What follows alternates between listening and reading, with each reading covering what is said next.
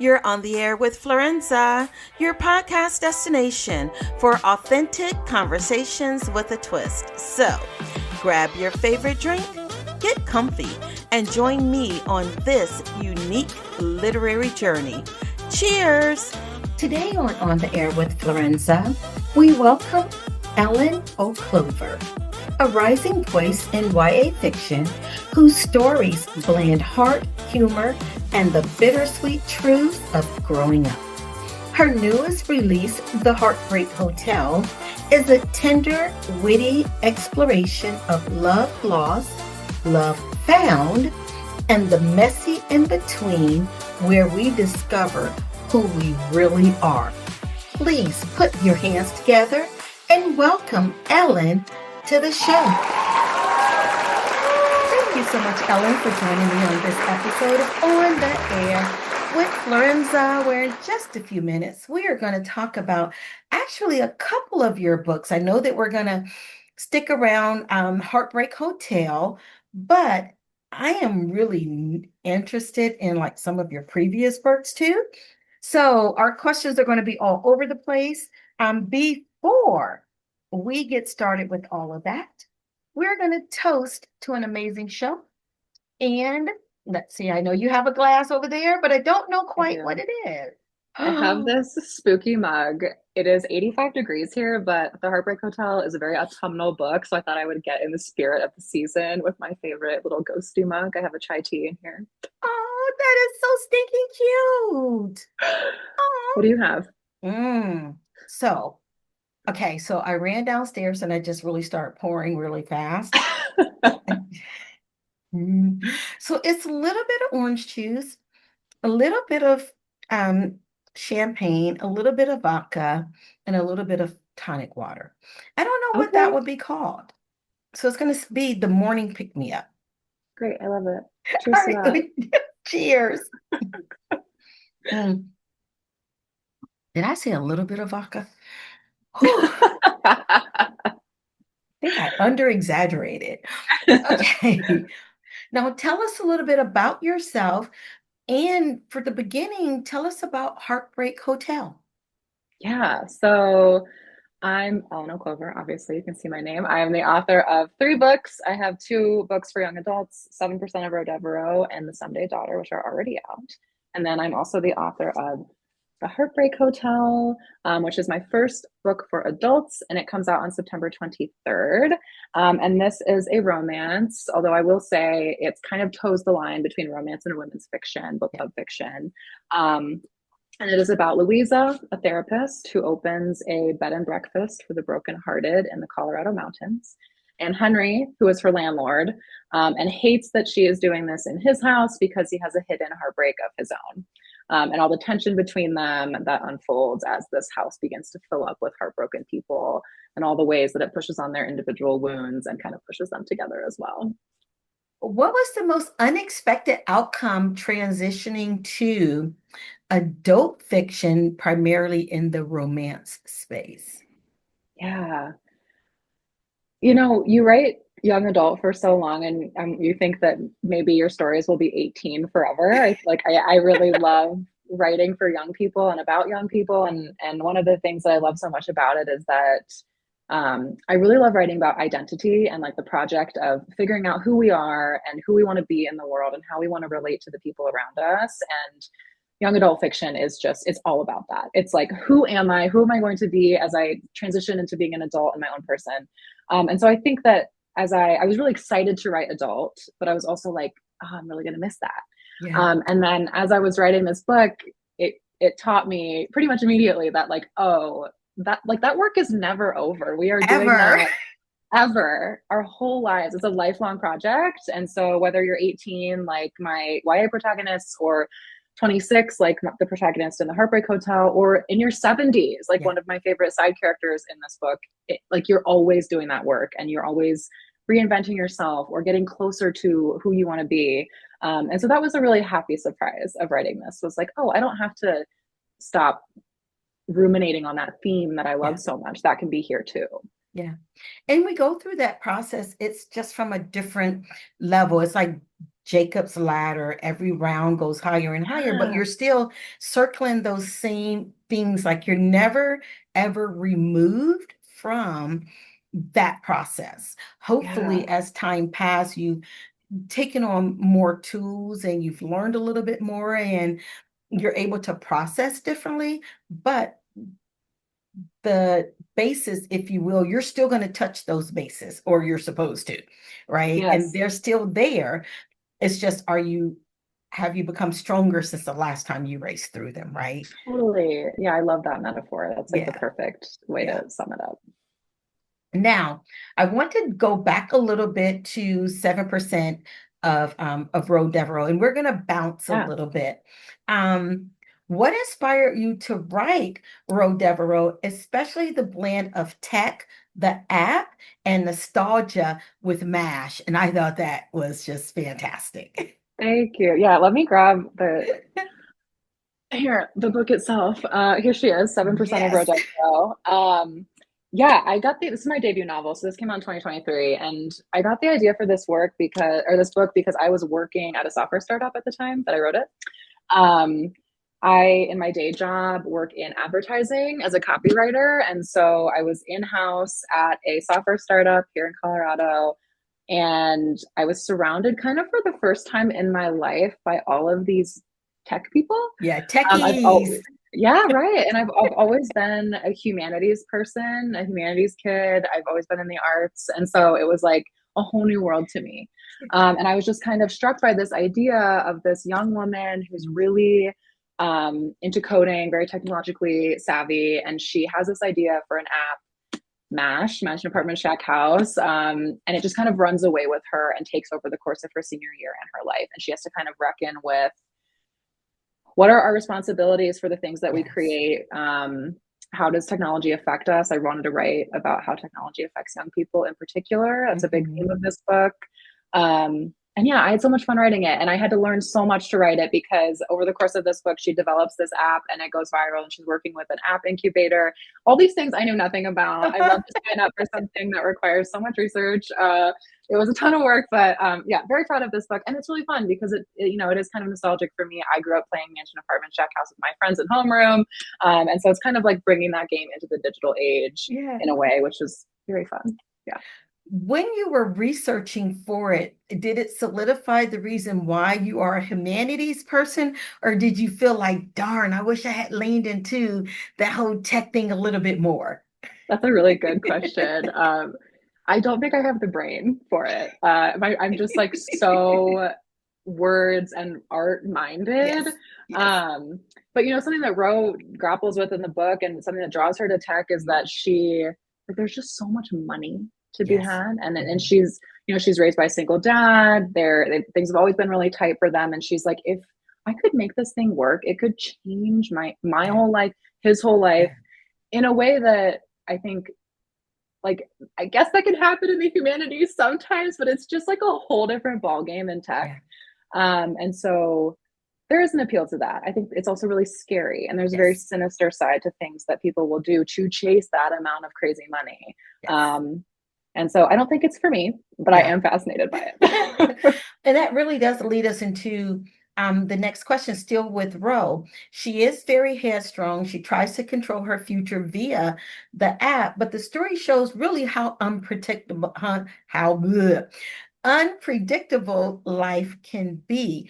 How did you balance those two sides of her character while you were writing her? Oh man. Um, you know, she goes into this app process so sure.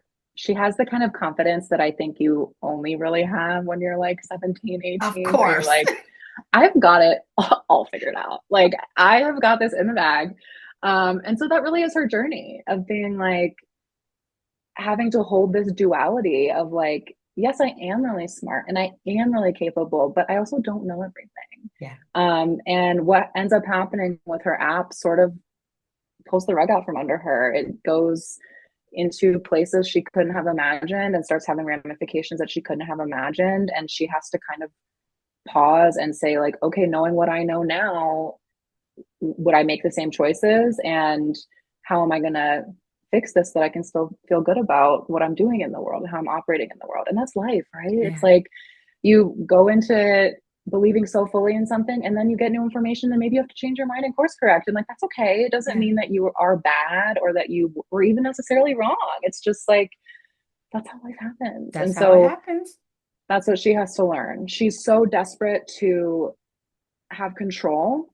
And that's kind of the premise of MASH is it's Yes. like you can know your future. You don't have to be scared because it's going to tell you what's going to happen. And what she has to learn, of course, is that that's just not how life is. We can never know for sure. And Yeah. that's like really hard, but it's also the beauty of it. That's the whole thing of being alive is like Yes. learning as you go. And that's okay. The last question on road, because I know that we're talking about heartbreak, but the story, and I know it's going to blend into our next segment. As you were researching the information that was required for that story, how did the story itself change, or did it based on what you learned about that process? Mm. I wrote this book in like 2020, so I'm like, how did it change? Um, I think that a lot of it was kind of on a basic plot level of like, Hmm. how does timing work for getting like Series A funding for an app? Hmm. Hmm. How would this process actually go for her, and what would be required of her as she is also navigating her senior year and having like board meetings with this Yes. app accelerator? It's like it was kind of more like logistical stuff. I think I always knew high level what I wanted the themes to be and what I wanted her character arc to be, Hmm. but there was certainly some things that changed in terms of just like actual plot mechanics when I Yeah. did all this research to figure out, okay, how would an app actually get funded and how Hmm. would an app actually go viral and what would those things look like? What would those steps be? Yeah. I love that. I love that. Let's talk about Heartbreak Hotel. Such a fun book in that you talk about those tough subjects. Before we came on the air, we were talking about the importance of mental health and identifying those areas where we do need to reach out and say, we can't do this alone, right? Like my Mm-hmm. skill set, as we were talking about in the tech side, we know what our skill sets are concerning technology, and there's no hindrance, shame, stigma attached to saying, I don't understand technology, so let me reach out and get someone to assist me. Yet that's not always the case when we're talking about our mental health. Talk to us about the importance of that and why it was important for you to lean into that aspect in a romance. Yeah, thank you for asking that. That's such a good analogy too about how like we wouldn't hesitate to ask for help with something technologically that we didn't understand. So why would we hesitate when it's something Yeah. about our brains and our feelings? Um, so when I was imagining this heartbreak hotel, this place where all these people are coming to heal and like lean on each other, I wanted to make sure that I was capturing a lot of different forms of heartbreak.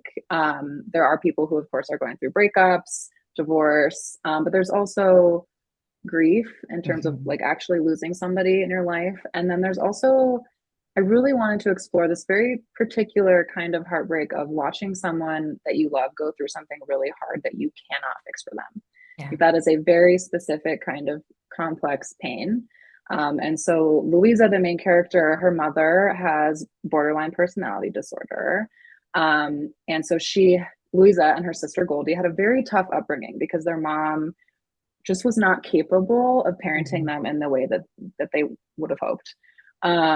And it's a very specific kind of heartbreak for Louisa, who is a therapist, Yes. to watch her mother struggle with a mental illness that she can't fix for her. Mhm. She can only love her through it. And she is also hurt by her mother's actions, even though she knows that they come from this place Yeah. of mental illness. It's not that her mom wants to hurt her, but she still has. And so it's like this very complicated soup of feelings. Yeah. It's like this heartrending feeling of watching someone you love struggle, not being able to fix it for them, also being hurt by the way they've hurt you, wanting to hold them accountable, even though you know that they're really suffering. And so I wanted to make sure that the book hit on that too.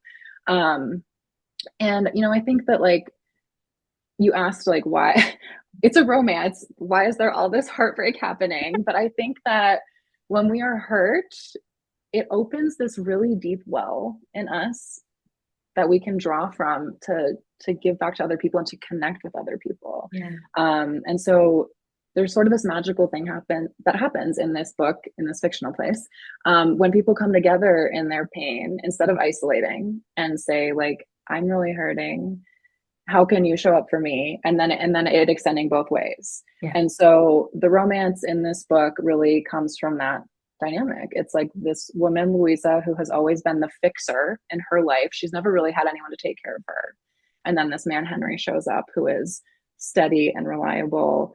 His love language is acts of service. It's like the first time she's encountered someone like that in her life. And then for Henry, he has this really deep hidden grief that he has not really been able to confront himself. And she is this person who is so open about talking about feelings that she's like, oh my God, I'm desperate to like pull this out of you and help you through it. So they kind of like fulfill these needs for each other that no one else has ever been able to fulfill for them. And it comes from this place of a lot of pain, but it gets to this place of so much connection and beauty. And I think that it's like pain and love can be so tightly intertwined. And I think that going through hard things together just binds you so much. And so that's a lot of what's happening with the dynamics in this book. I love how even in their need that was present, that the fulfilling of both was in such a way that it was a healthy fulfillment, right? And it wasn't just a temporary filling of a temporary void, right? Like as you were speaking, I was thinking about like houses that we've moved out of, and perhaps I got like really heavy-handed on the nails, and I see you would understand that. Oh yeah. Oh And yeah. and we were taught as a military family, you just roll up the paper towel and stick it in the hole Mm, and put a little yeah. paint over it.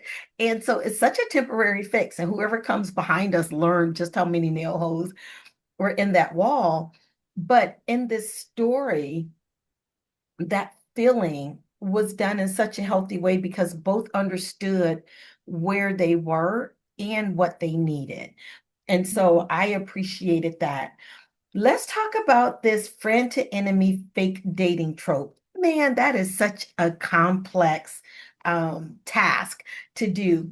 What drew you to using that, and how do you ensure emotional authenticity rather than the cliche? Yeah.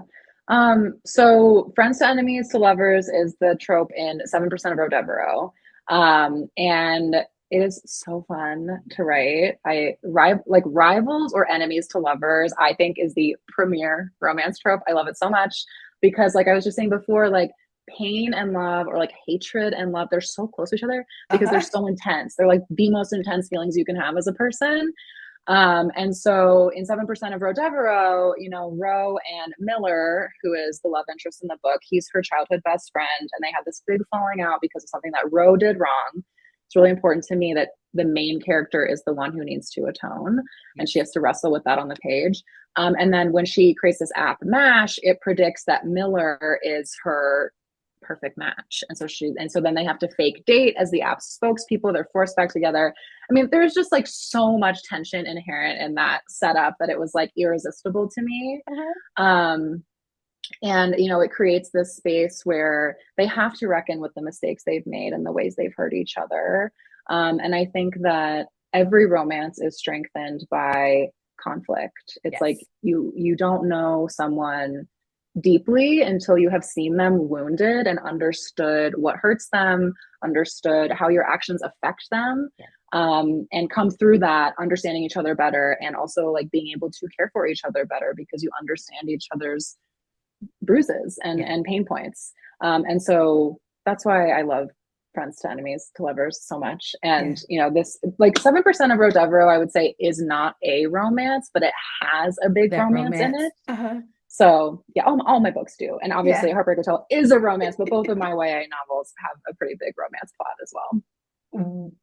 What are you expecting of your YA fans when they see that you stepped into this adult space? Now, are they going to feel as though you have given them something to grow into, use that if you must, or that you've grown past them.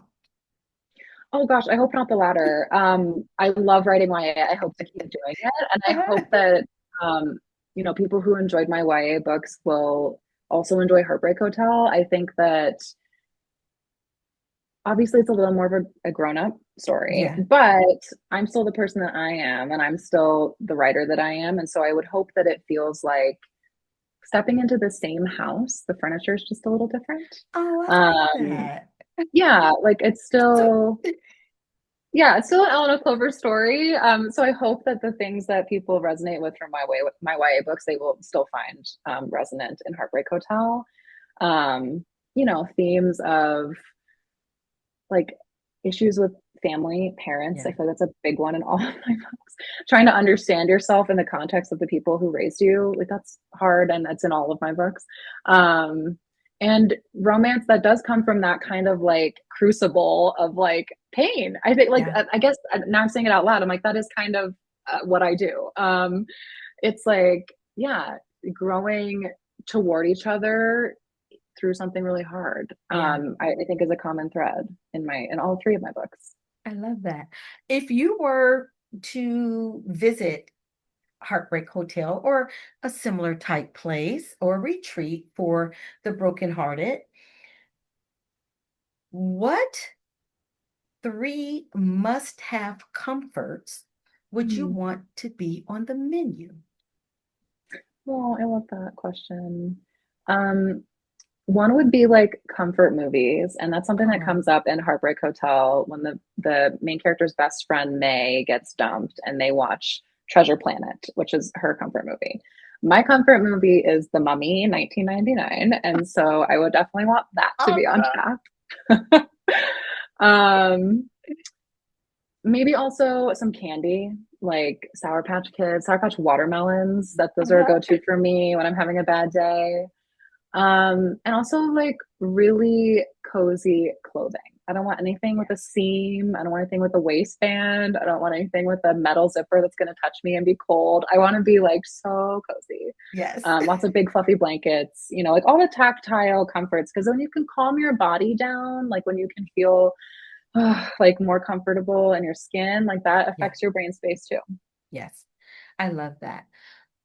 What is the one or two takeaways that you would like the reader to have after reading Heartbreak Hotel?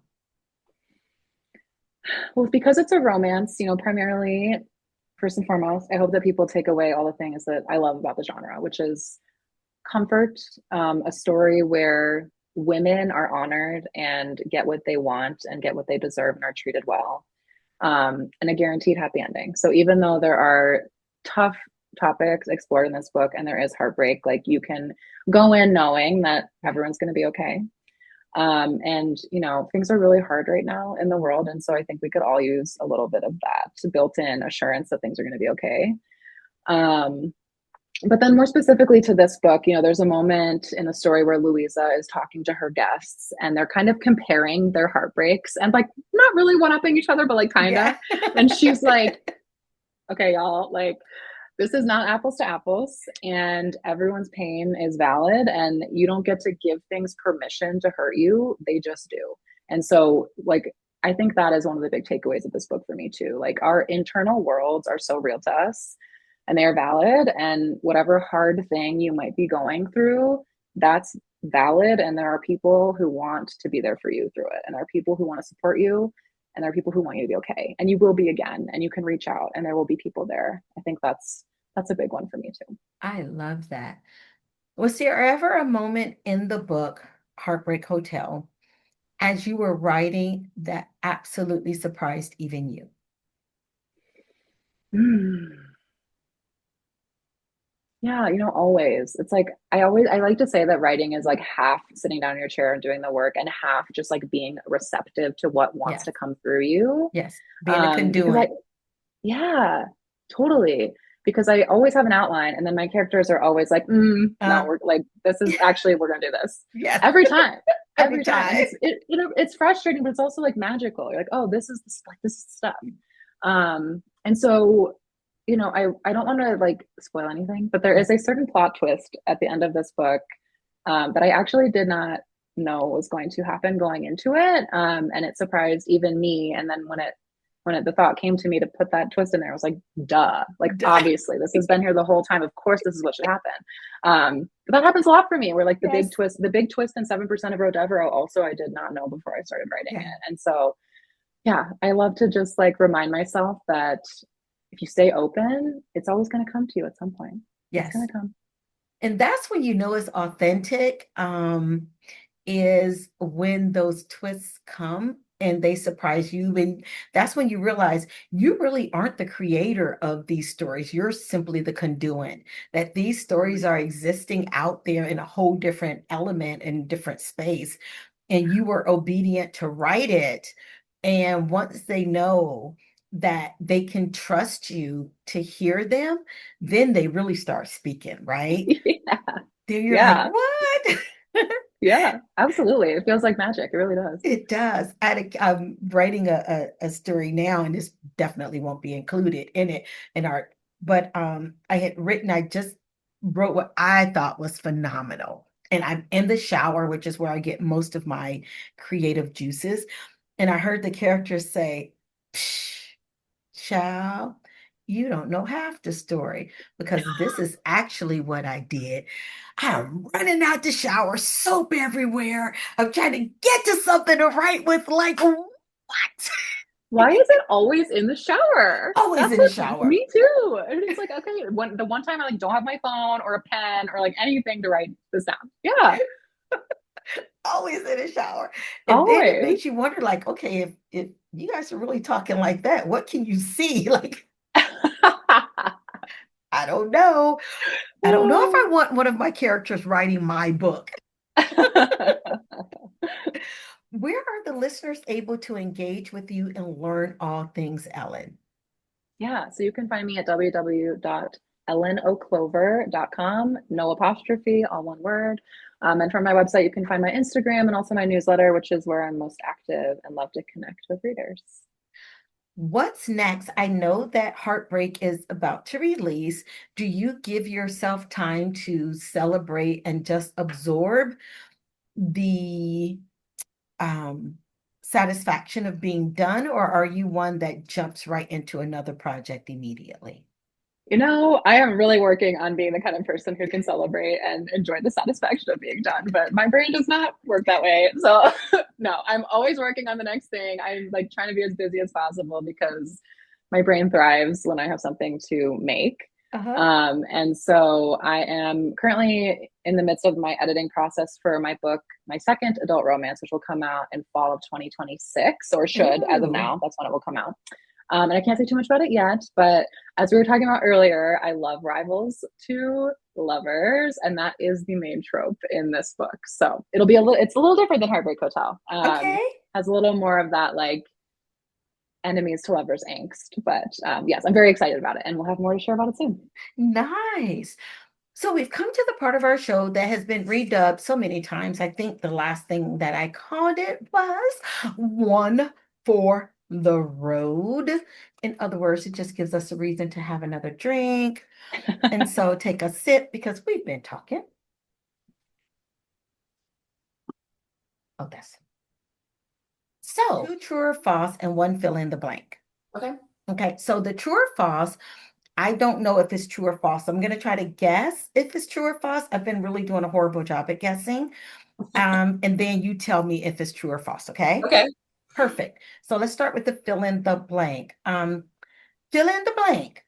The thing I couldn't live without as a writer is blank. Walks outside. There is Yeah. something crazy about walking outside. It just gets my creative juices flowing. Like if I have a plot tangle or I'm feeling writer's block, it always, like without fail, Yeah. helps me. That's a good one. True or false? This is you saying, I outline every chapter before I begin writing. Wow. I think that you do, but I don't think that you stick with it. You nailed it. That's true. True on both counts. Okay. Would you rather your app go viral but result in chaos, or never go viral but be deeply meaningful to just a few readers? Oh, that's such a hard question because you want your creations to reach people, but I think the latter. I think I would want it to reach a smaller crowd but be very meaningful to Yeah, them. I would never want something that I made to hurt people yeah, ever. yeah, yeah. Even if it says chaos, but I get what you're saying, because depending on what chaos it is, that's not necessarily a good thing, right? Yes. And then our last one, only because you told the answer to that other one without knowing, it's talking about something in the future. But true or false, you often borrow traits of people you know for your characters.